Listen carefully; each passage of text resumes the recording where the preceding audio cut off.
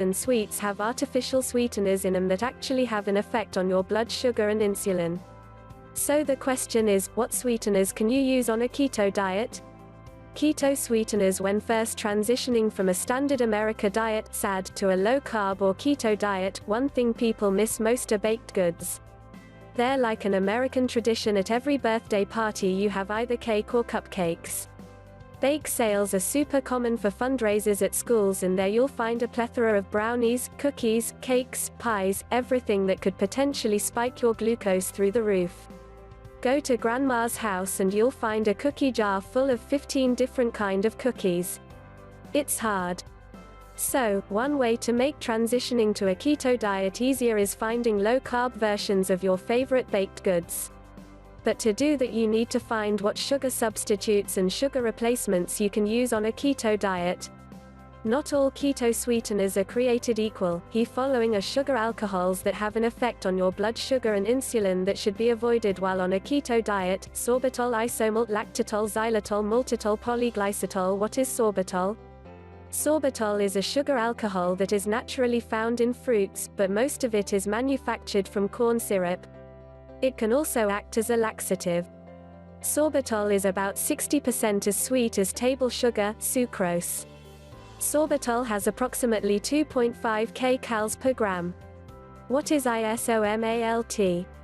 Isomalt is a mixture of two sugar alcohols. It is produced from sucrose. It has a glycemic index of 9. Isomalt can cause GI distress and possible diarrhea. Isomalt has approximately 2 kcal per gram. What is lactitol? Lactitol is a sugar alcohol that is approximately 40% as sweet as sugar. It is composed of galactose and sorbitol. It can also act as a laxative. What is maltitol? Maltitol is a sugar alcohol that is naturally found in some fruits and vegetables. Maltitol is about 90% as sweet as sugar. Maltitol has approximately 2.7 kcal per gram. What is polyglycitol? Polyglycitol is a sugar alcohol that is about 25 to 50% as sweet as sugar. Polyglycitol is a combination of maltitol and sorbitol. They have approximately 2.8 kcal per gram. These sugar alcohols should be avoided on a keto diet. Some of these may also cause some GI distress like bloat, cramping and diarrhea.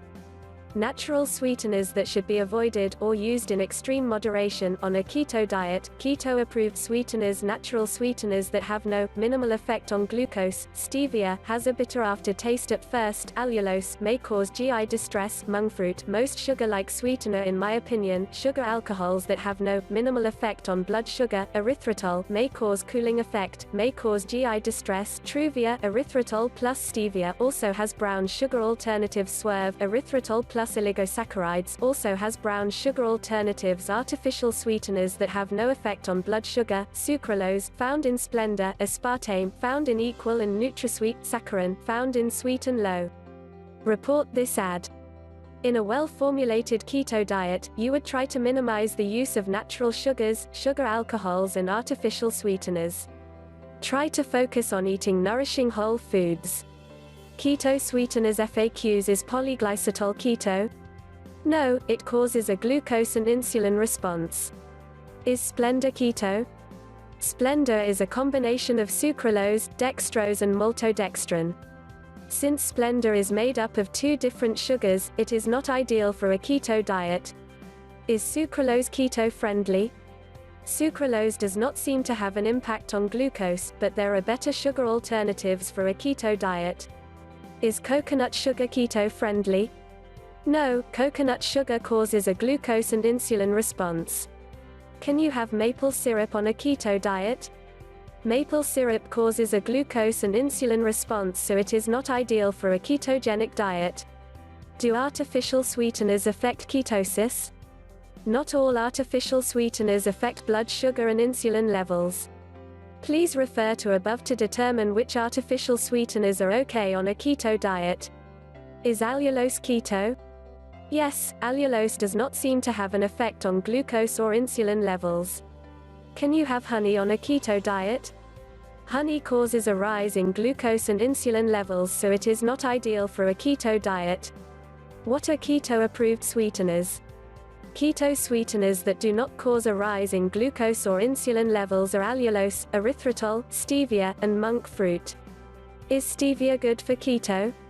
Liquid stevia extract does not cause a spike in glucose, so it is very popular on a keto diet. Should I use sugar substitutes? Sugar substitutes are a great way to help you transition to a keto diet.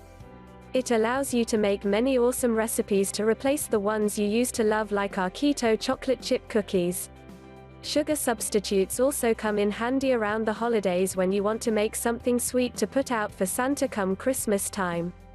Grab our holiday baking, Christmas cookies and more recipe ebook and try some of the recipes for yourself. I loved getting IG messages from people who bought our book saying how much they loved them. One person said they already made the almond kisses 4 times and it wasn't even 2 weeks past Christmas.